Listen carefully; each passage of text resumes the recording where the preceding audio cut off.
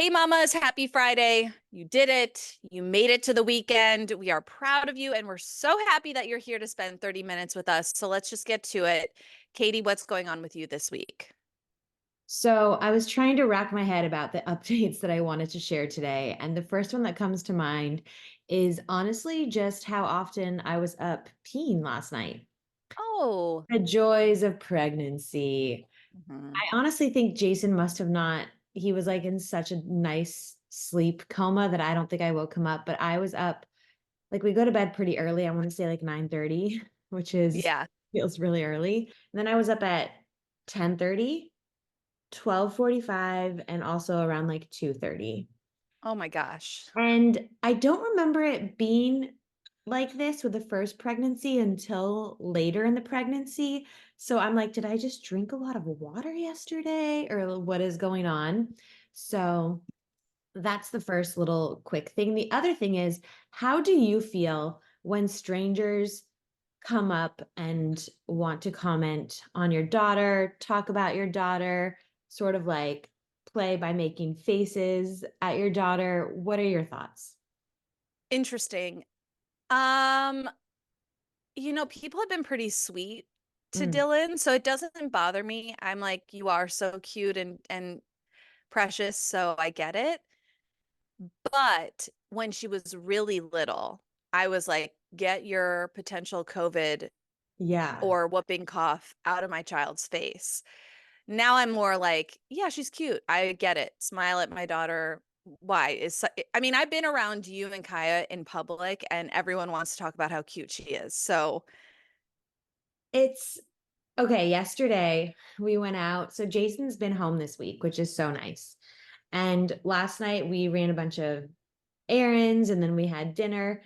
And when I tell you that I felt like we were Nicole Kidman leaving the restaurant, I felt like we were Nicole Kidman leaving a restaurant. And it's like a weird invasion of privacy because everyone wanted to stop us and talk about Kaya. yeah, she's a beautiful baby. I mean, that, It makes me a little bit like, okay, sometimes I think it's cute. There was like this older um gentleman kind of like making faces at her from his table, and she thought it was so funny. And I'm sure in a way it like reminds her of like her own like grandpa or papa in a way. And that was cute. And he wanted to stop and like talk to us after the fact and tell us, him and his wife, they're like, oh, we had two and they're in their 40s now, yada yada yada.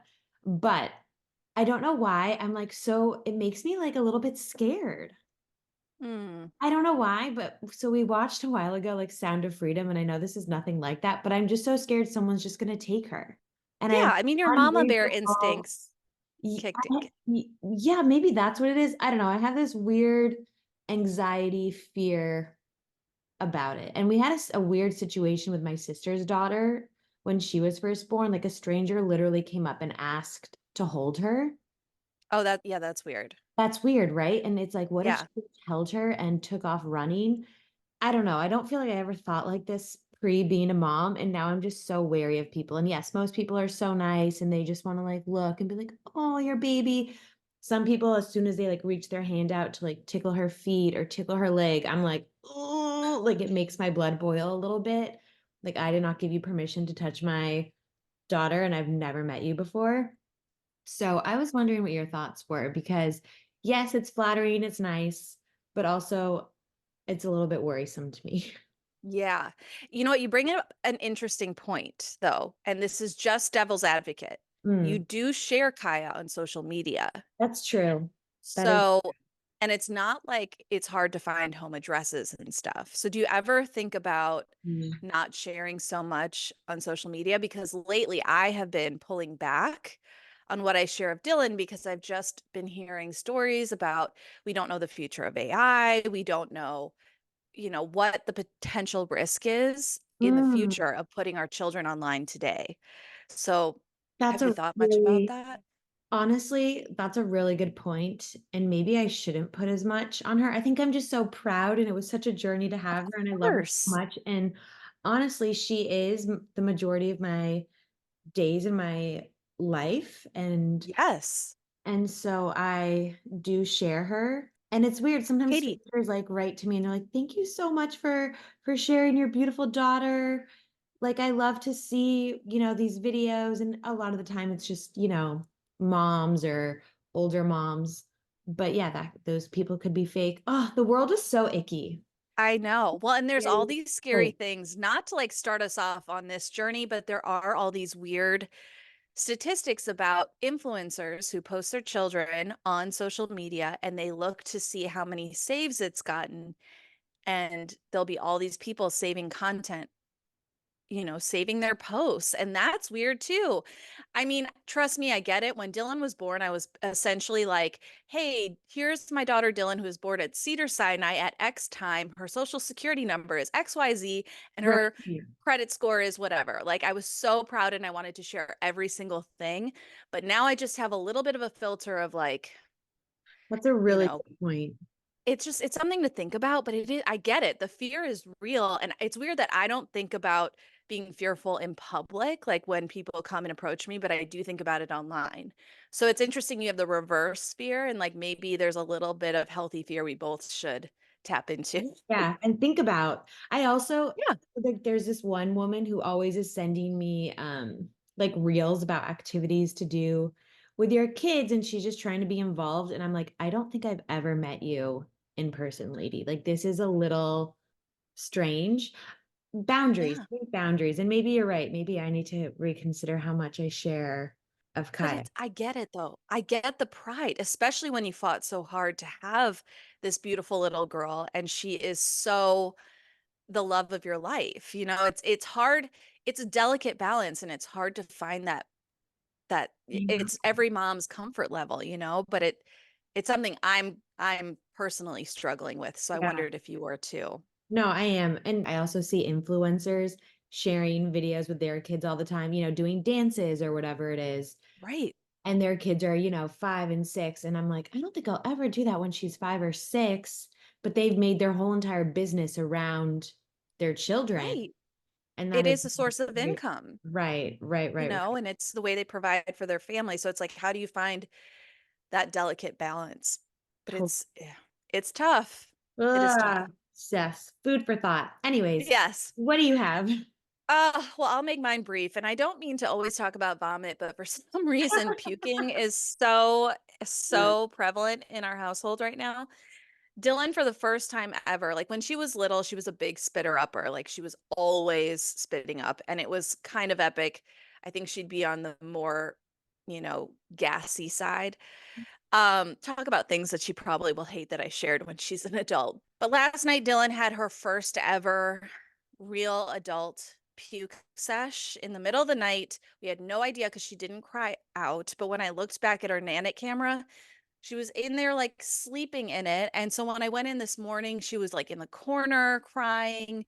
It was all over her stuffed animals, her mattress, everything. I felt terrible. And today, Andrew and I had like very, very jam-packed days. So I'm currently filming in bed because we have someone coming to install, like we have all kinds of house stuff happening today. Andrew's all kinds of meetings, but we didn't want to take her to daycare. We wanted her here with us. So it's like we're doing the parenting juggling act today. And I had planned while she was at daycare to do all kinds of baby prep stuff for baby two because that date is coming fast. And like Mhm. I said before, I just don't feel like I've done any of the things. So, typical parenting, everything's getting adjusted, but she seems okay, so I think it's fine, but God, Ugh, it a sad first. I Could have done when a without it. baby yeah, when a baby is sick, it's the most heartbreaking, heart-wrenching, so little you can do, they can't communicate, it's just, like, a hard moment, and so my Oh, heart goes out to you, there's nothing you could have done. I I know know. you're beating yourself up about it this morning. Hallie and I always text, and, yeah, there's no reason to beat yourself up, she's gonna be okay. You Yeah, if anyone has tips, have I went into our secret Between Us Moms Facebook group and was asking for all the tips, and of course, you guys are wonderful and we're swooping in with all the things. So, you guys join that group because it really is such a wonderful community already. Like the amount of responses that we get to questions that we have in this momming journey, And just the love and support has been really, really great. But yeah, we've been doing all the things to hydrate her, and thank you guys for the tips. So she's fine, everything's fine. But, of course, I'm stripping myself naked as fast as possible to get in the bath with her. Andrew's stripping the bed. It smells horrific. It was a scene. And then on top of that, I got a bloody nose, which I have no idea what that was about. So we woke up and chose violence today, but everything is fine. We're fine. We're getting through. Little by So little. that's Cliff Notes, Isn't little that the by name of little. the game? Yeah, I'm Yep. glad that she's feeling okay. Are you guys doing Pedialyte? Is that watered down That was a Pedialyte? tip. Yeah. Yeah, apparently Pedialyte also does popsicles. We haven't done that yet. I gave her some coconut water, Okay. which I have on hand for me and all my travels, but Yeah. she's doing okay. Oh, But poor Dylan. little peanut. I know. Little Feel Dylan. so bad. Give her a giant hug. I will. All right, guys, it is time to talk about the tea. Let's do it. This story, I really love this story. So, Halle Bailey is opening up about her severe postpartum depression after welcoming son Halo last year, of course, with her boyfriend, rapper DDG. She went to Snapchat and then later shared that video on Instagram and said, quote, I have severe postpartum, and I don't know if any new moms can relate, but it's to the point where it's really bad. And it's hard for me to be separated from my baby for more than 30 minutes at a time before I start to kind of freak out. Halo is a miracle. He is perfect. He is beautiful. When I look at him, I cry because of how special he is. The only thing that's been hard for me is feeling normal in my own body. I feel like a completely different person when I look in the mirror. I just feel like I'm in a whole new body, like I don't know who I am. She also said it's been difficult dealing with her postpartum depression, and she feels like there's a stigma against discussing depression in general. And then she also wanted to emphasize that her depression had nothing to do with her son. When you hear that, I'm curious what your thoughts are. I'm somebody who historically I've struggled with anxiety and depression. I've been medicated on and off since I was a teenager, and I was really worried when I had Dylan and when I was pregnant that I might have postpartum depression just because I'm prone to it. And Mhm. so many of my friends, women who have never struggled with depression, never had anxiety, my happiest of happy friends really went through it and experienced that for the first time. And I've witnessed it, and it is very real and very common. And so I thought I was going to get postpartum depression. I did not, thank you God. But what did happen for me was 7 months, 7.5 to 8 months after I gave birth, I had what's called delayed postpartum anxiety. And Mm. it was so bad that would be in bed at night, racing thoughts. My body was shaking so bad Oh, that Andrew would have to hold me to like kind of thunder blanket me to get me to stop shaking. And I couldn't eat. Like I would force myself to have a banana, and that made me feel like I was going to throw up. It's just like racing thoughts, racing worries, and it was terrible. And I'm so proud of her for talking about it and talking about it while she's going through it, because right. a lot of times people wait until they're on the other side, but here she is like in real time saying, I'm struggling. And I think that that's really powerful because people can rally around you and support you. Yeah. But I know you had your own experience. Yeah. So, first, I want to say I'm so glad you shared. And I feel like that's why we started this podcast. And I love that Hallie was so open about her experience because we always say we need more people with big platforms to share. Yeah. It's so important to really open up that conversation. And so, like you, or not unlike you, I should say, unlike you, but like some of your friends, I was never someone who had a lot of depression in my life, And then after I welcomed Kaya, I honestly had the exact feeling that Halle Bailey wrote out, where she said, I feel like a completely different person. I feel like I'm in a whole new body. I don't know who I am. And that is exactly how I felt. And it had nothing to do with Kaya. Like I loved Kaya. But yeah, when I looked in the mirror, and I think I was going through like there's a lot of changes that happen to you mentally and physically when you're pregnant and when you're postpartum. And I honestly did, question like who am I? Like what am I? What is my life? You don't recognize your body, and it was really, really hard for me, and I did call the doctor, and I said those exact words, like, "I don't know who I am." Mhm. And it's hard to, like, say that out loud.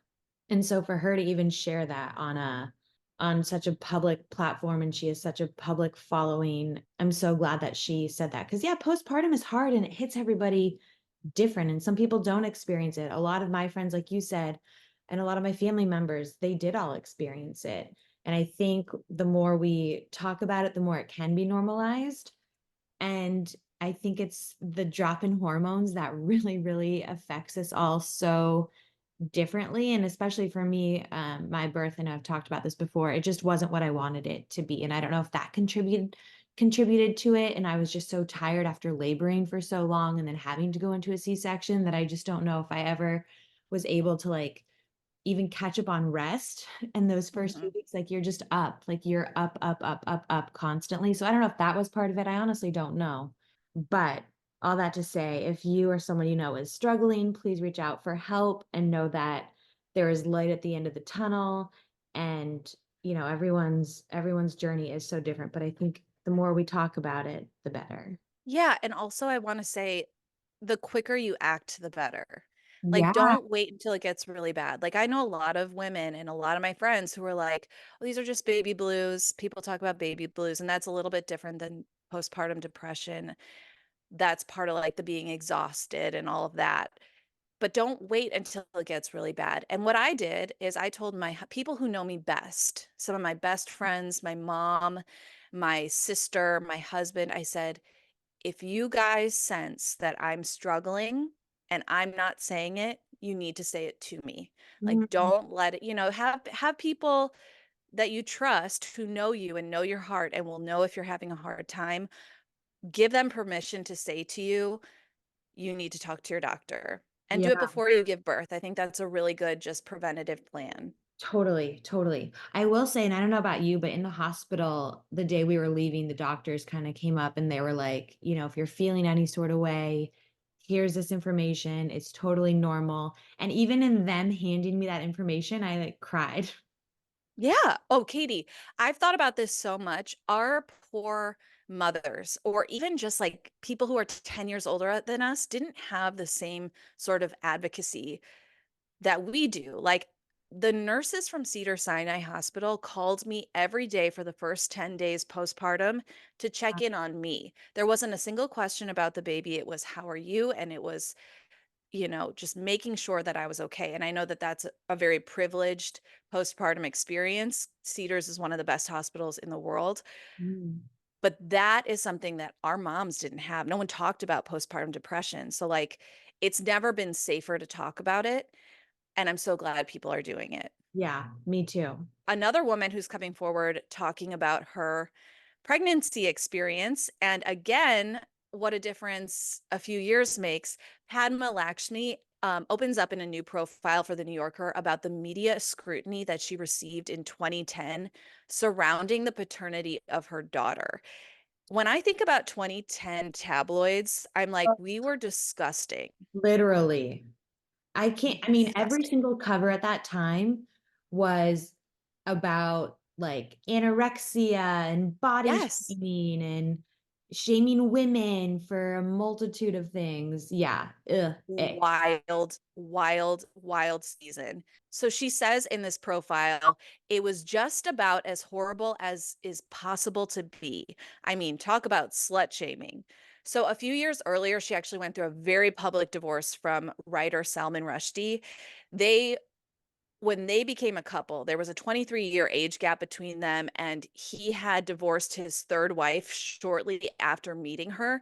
So Mm, they were very much targets of the tabloids. mm, She said, "What the tabloids never said was the truth. We really loved each other.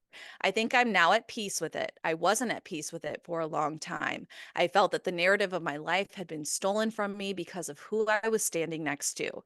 So they were married from 2004 to 2007, and then she got together with the father of her daughter, but there was a lot of speculation about her daughter's paternity, and a lot of people were talking about it because it bumped up what is he really the baby daddy? And like, I just am so glad that there have been some improvement in the media and the lines that we're not willing to cross anymore. And kind of like what we were talking about earlier is imagine everything she was already going through and then to have to read this stuff about yourself and then imagine having to explain all of it to your daughter one day, right? And it's not like Right. she owes us anything. And while I do think it's gotten better, I often think about Mindy Kaling Mm-hmm. and January Jones. They Yeah. Oh my God. ever revealed the paternity of their kids. And I do think people are always wondering, and it's like they don't owe us that. We don't know if they used a sperm donor, if they like, we just don't know what the story is. Like, we don't know at They all. have their reason, They and they have don't the have to reason. share their reason for Yes, keeping the father yes, identity private. yes. Yeah.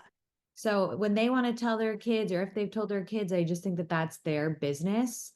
And Yeah. us to be such prying people, all these magazines do like perpetuate that. While it has gotten better, I still think it's still out there a little bit. Like every headline about Mindy Kaling talking about her kid, or anytime she's out with BJ Novak, I just feel like there's still that random question that these magazines and these like tabloidy entertainment sites kind of put out there a little bit.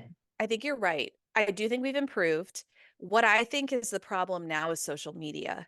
Mm, Like the TikTok detectives who want to break down all the details, who, what, when, where, why, and they want to speculate like crazy about stuff. It then feeds into the media's, it's like, here's what people are interested in. So here's what we're going clickbait. to talk about. Yeah. Yeah. So while Clickbait I do think we've gotten better, I think social media has gotten has worse in a weird has way. gotten worse. Yeah. Yeah. So I think we as people have a lot of work to do just on Yeah. maybe giving Let's be people a nicer. little privacy. But I mean, you and I were deep in the Kate Middleton of it all. So I guess we're guilty too, you know? Yeah, I know. I It's just know. human nature, but I guess we got work to do, I guess. Yeah. Well, let's get into OMG of the week. Oh my God. This Let's do story it. really gave me a laugh. So there's a mom on TikTok who's defending her idea that guests bring $5 for her kid's first birthday in lieu of a gift. Why? To fund her backyard renovation. It started when Rachel Gibbs shared what's on the agenda for her daughter's upcoming first birthday. She prefaced it by saying that it might seem unusual. Quote, "We will not be serving a meal. Please eat breakfast before you come. We're not doing games. I'm not spending money on this." She added that the party will be starting at 9:30 a.m. And she says, quote, "I specifically very clearly put on the invitations, please do not bring gifts. Instead," she said, "if you feel inclined to bring something, consider $5 because we're trying to remodel, like redo our backyard. We need to resod. Our backyard is a train wreck." It's I so have so good. many feelings about this. It's honestly so good. It's just, you can't make this stuff up. Also, I applaud the honesty. Right. Like, I wish we could all be so honest, and in a weird way, isn't $5 better than a 20 or $30 gift the kid is gonna play with a few times For before, sure. they stop playing with it? And then I also think, so it's funny because our backyard is currently being resodded. It's expensive. Do I think there's maybe, like, a better way, or is it politically correct? No, it's not politically correct. But, inflation's high and times are hard, and do we really need 20 gifts, these toys from Amazon or whatever it is? I don't know. I have a lot of thoughts about this. I was highly entertained by this video. Um, I what just love that she's like, we're not going to feed you. Just come and give us $5. You know what? You might as well just say, here's a GoFundMe. I need a new backyard. Or just say, like, my daughter's about to walk. She's 1 year old. We would love to have a great backyard for her. So instead of gifts, right. In the way it's you all about say how you angle it, Like it. there's a way to angle it where it's a little more graceful than, hey, yo, eat something before you come here at 9:30. Right. The audacity. It's just like she can't even provide a bagel. I love it. I But you know know. what? That's House renovation, I'm in it too. It is expensive as hell. And so I honestly admire also the honesty. Yeah, I know. It's Can't like, hate on it. yeah, what's not to admire about it? Also, a first birthday, let's be honest, is more for you than it is for the kid. 100%. I'm planning Kaya's right now, and I am fully aware that she will probably have no recollection of this day. But for me, it's like I want to have photo memories to show her one day. Yes. That's what it's for. Katie, remember when I threw a wedding for Oh, Dylan's yeah. first birthday? There was a literal petting zoo and ponies that walked up and down the street with kids on it. She won't. Did she ride a pony? No. You're my It was hero, though. stupid. For you, That day I was did a so great job. embarrassed. I was like, this was fully for me. This was not for Dylan. So, I mean, I get it. And honestly, in a weird way, it's better that she's saying up front, I'm not here to spend oodles amounts of dollars because yeah, I'm working on my backyard. And so the story is consistent, if anything. right. It's not like she's spending $1 million on this party and then asking you to chip Right. in for her backyard. Right. And for your bagel and your mimosa. Yes, yes. So from that mama that we kind of sort of love to another mom we love, this week we're shouting out Rumor Willis. She posted some bikini pictures on Instagram recently and said she's leaning into her mama curves in the jungle. She said it's been a journey of continuous curiosity and growth to see how much room and acceptance I can give my body as it continues to shift and transform after birthing a little human. I hope to continue feeling in my loving of myself in all the many shapes and sizes it will come in, so I can show my daughter what unconditional self love and acceptance looks like. Mm. Love it. Yeah. Love it so much. Again, I think the more we can, I mean, let's be real. She looks incredible. Like, my body has never looked as good as hers does in these pictures. So, what's not to love?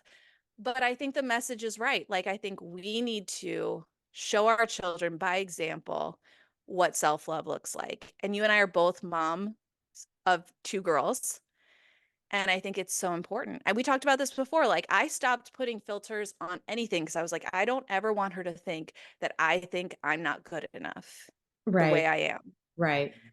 I How do know. you feel about this? I feel the same in the same way that I felt about Kourtney Kardashian not too long ago. I think the more people with platforms talk about this, the better. I do think Rumor looks amazing. I don't know why, but I also am thinking about I can't imagine having a child and then your own parent going through something so gravely challenging and difficult as her own dad and feeling like and also I don't know exactly what Bruce Willis like how that's affecting her parenting, but I just can't imagine having that on the back of your mind and knowing your parent is going through something and then also trying to be a good mom and a good role model and all this stuff. So I feel for the Willis family in that regard, but I think we need more of this. I think we need Yeah. more sharing, more honesty, unfiltered moments. And I think, like you, yeah, I really want to watch how I talk about myself in front of my kids.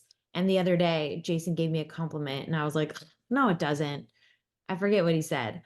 And he's like, you need to watch that because Kaya's going to pick up on that. And he's so right. Like, we can't Yeah. be so hard on ourselves. Yeah, it's time to break cycles. Yeah. And I think I remember saying before you had Kaya, how Dylan would look at herself in the mirror and smile. It was like this milestone she hit where she would see herself and smile.